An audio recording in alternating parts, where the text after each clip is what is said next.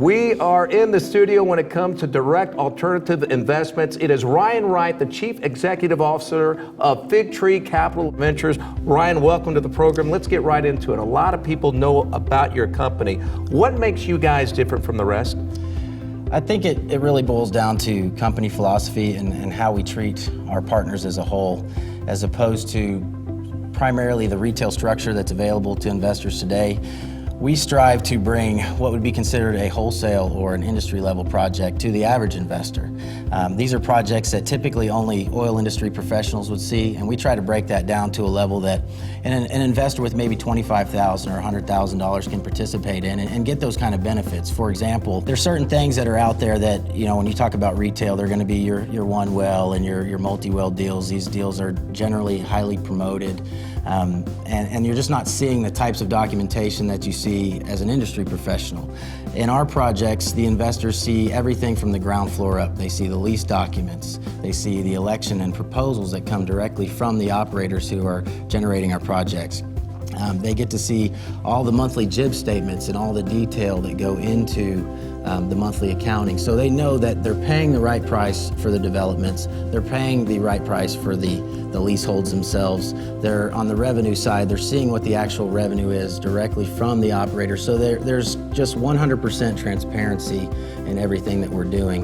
When it comes down to management, our management style is very involved. We like our partners to be very involved and understand the business so that they don't feel like they're along for the ride. They vote on everything that we do. We do not spend a dollar without their input. And so it's a very cohesive process with our investors, and I think they appreciate that, and it's what's allowed us to grow in the industry. I think, Ryan, the clients definitely like the in-depth information. Now, what are you guys looking at when it comes to oil and gas?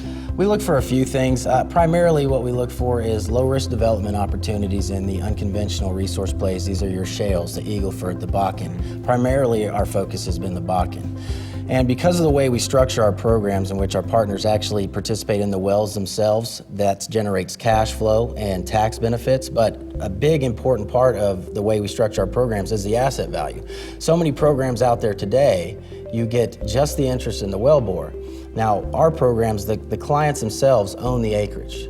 And therefore, not only do they get the wells production and cash flow and tax benefits, but they have the rights to the proven reserve asset value, which can become a huge benefit at the end of the program. If we decide to divest of the properties, that can create a big capital gain event. And that's a big benefit for investors, because you're not just relying on the cash flow from the wells to generate your return. So you have multiple facets of ways to recover your capital and see profits from that type of structure. Okay, I know a lot of people out there are very interested in this. What is Fig Tree Capital Ventures' track record when it comes to oil and gas? To try and put it in simple terms, if you had bought a set position size, and typically you hear the word a unit, so we'll just leave it at that. If you had bought a unit in every program that Fig Tree has offered, this would be good, bad, and indifferent projects, you'd be averaging in the mid-20s in terms of annual cash flow, not including your tax deductions. All right, Ryan, I think a lot of investors would be very pleased with that. Let's talk about what's hot right now. What are you guys looking into? Our main product right now is what's called the Drilling and Acquisition Fund. This is an excellent product for investors because it allows them to diversify over a large area. For example, our current fund has an interest in over 30,000 acres in the Bakken Shale and some of the core counties, McKenzie, Dunn, and Williams County. And what this program is designed to do is allow partners to participate in an overall development, spread their money around over a lot of different projects, so you're just not exposed in any one particular well. And the idea is that the returns average out across the board.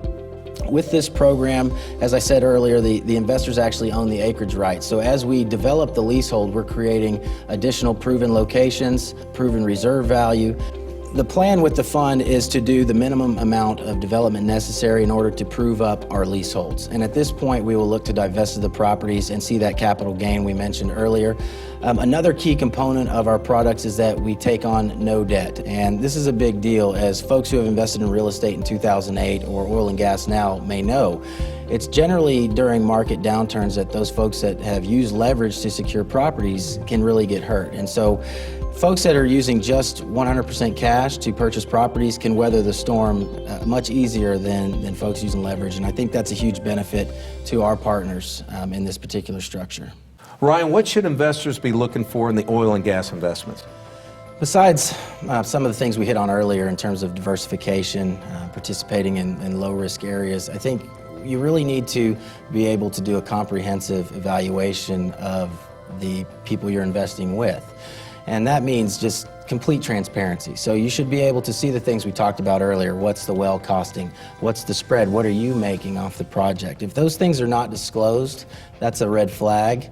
You also need to be leery of investing with financial firms who the managers and owners of that financial firm are also the owners of the operating company. That, to us, is a direct conflict of interest, and it really means the driller and the financial firm have no incentive to create the lowest cost environment for you and work the best possible scenario for your money. And so those are things that I think investors need to be leery of. You also need to be able to clearly define the manager's track record.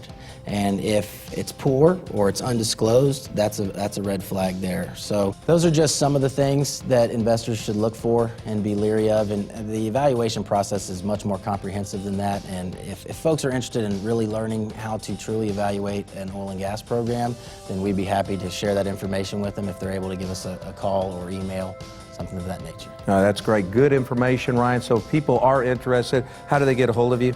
You can contact us at invest@figtreecv.com, or you can call us on the 1-800 number on the screen. All right, great to have you in the Investor Studio. Appreciate it, Ryan. Thank you very much.